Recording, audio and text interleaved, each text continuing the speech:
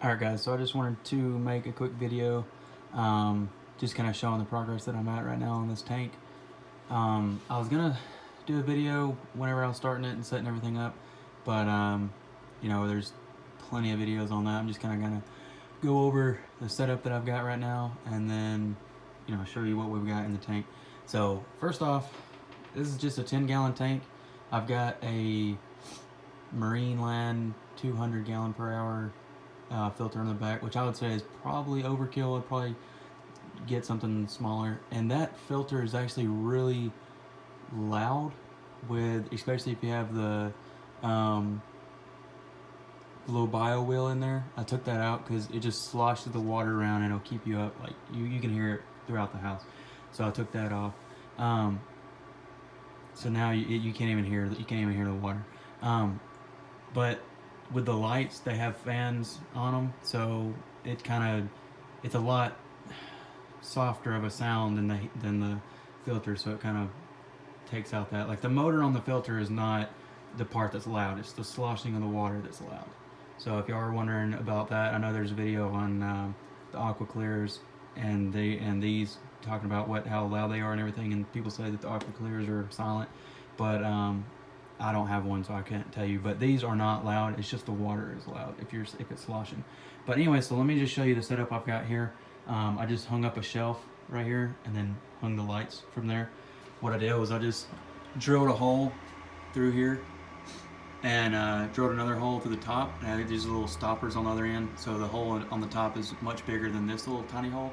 So it looks like it's just, you know, coming through that. But it looks a lot like it's really streamlined. Looks really nice. And then the lights that we have here there's a lot of different names for them. Mars Aqua, you know, there's another one that starts with a V. I don't know what the name is, but this is the one with the 2 cords. I know a lot of people like the programmable lights, you know, because you can program the timing and everything. But I don't know, I just prefer having 2 switches and 2 different dials that you can dial. Like this side over here is the blue and this side is the white, and you can adjust it. I have it on the very lowest setting that it'll go without turning the lights off, just because I've just added these coral in here and just trying to get the tank you know, where it needs to be. But yeah, this one just says Marswell. I don't know, they're all different. This one was 70 bucks on eBay. I know they're normally around like $100, so I was seeing this one for 70 and I was like, okay, I gotta get that one. But this full spectrum light, so you know, you've got the blues, the greens, the reds, and the off-whites. You've got all those. I don't know if my camera will pick that up, but yeah. So then for the tank, we've got 2 heaters in here at the moment, and I'll explain why here in a second.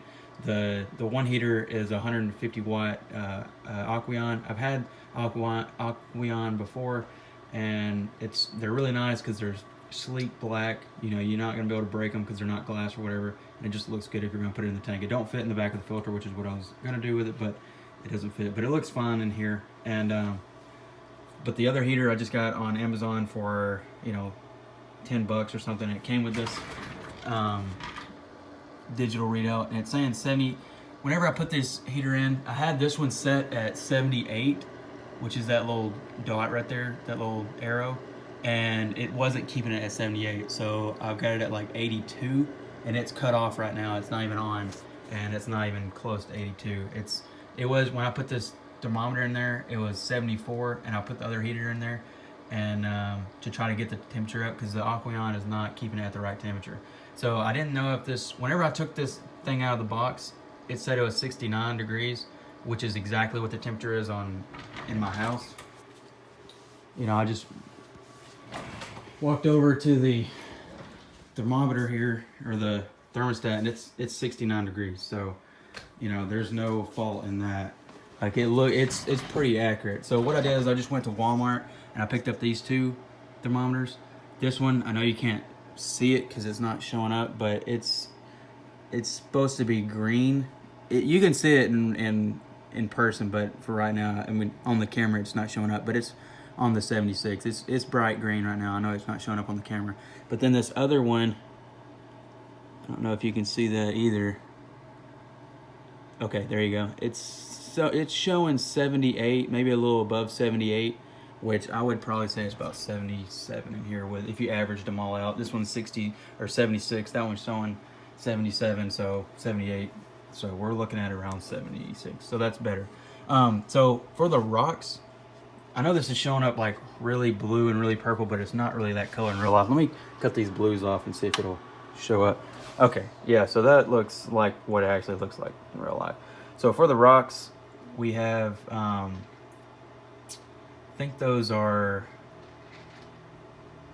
the oceanic or the life rock.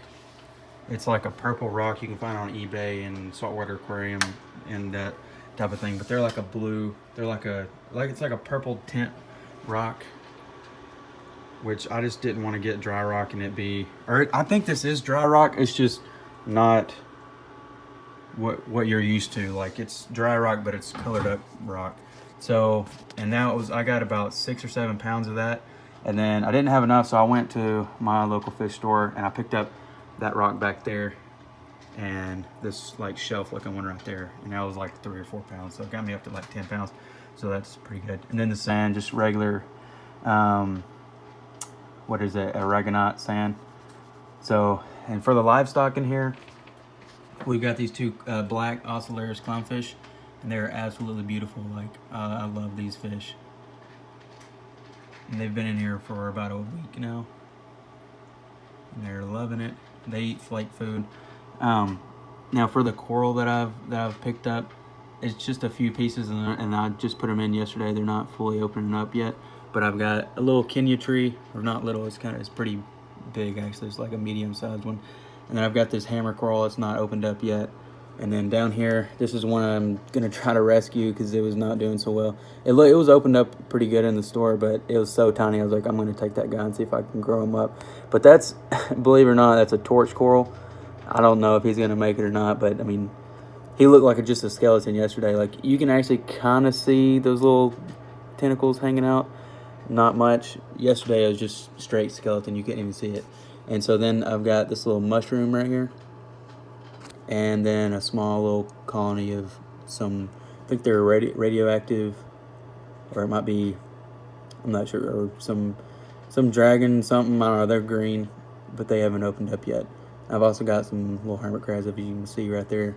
And there's a couple more in here. I'm not sure where they're at, but that's the setup that we've got so far. And I'm gonna actually dose this tank. I know just doing water changes will probably keep it at the right levels, but I kind of want to have higher levels of everything, just to kind of help it grow faster. Because there's a video out on the BRS channel where they made the levels slightly higher than what they should be, or 50% more of the levels or whatever, and they did a test on how the coral grew, and it was 50% more, or even more than that. I'm not exactly sure. I have to go back and watch it, but that's a good video to watch if you want your corals to kind of grow pretty quick. So what I've bought for that is we've got I got the Reeferoids here, and I've got the Easy Dose trace colors. It's A, B, C, D. Let me see if I can show you that. Yeah, trace colors by Red Sea. It's got iodine, potassium, iron, and then some other trace elements. And for the fish, I just asked the store where I bought them what they were feeding them, and this is what they were feeding them, the marine flakes. So I just got that, and I also got this Nano 1. It's calcium. It has calcium, magnesium, and alkalinity, I think. Yeah, calcium, magnesium, and alkalinity. So I'll be dosing that just to kind of help with the growth and everything. And then I'll do weekly water changes. I'll probably do 10% weekly. It's not going to be much. It's a 10-gallon tank, so that's just a gallon. And I've got a 5-gallon bucket already made up, so that'll last me a month or a month and a half. And we'll just go from there. So this is actually just a couple weeks in. So I will be taking pictures of these coral, and probably not going to add any more corals for about a month, maybe a month and a half, just to let these kind of, you know, get settled in. And the fish haven't been in here long either. It's just a couple weeks. So this is we'll just call this day 1, just for it to be kind of easy to keep up with as far as the videos go. But this is day 1, and that's what I'll put on the title, and we'll go from there, or we'll just say week 1 or something. and I'll keep you updated.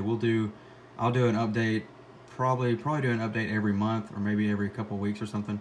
And but I'll take pictures of these coral kind of as we go, and that way you'll see what the actual growth will be.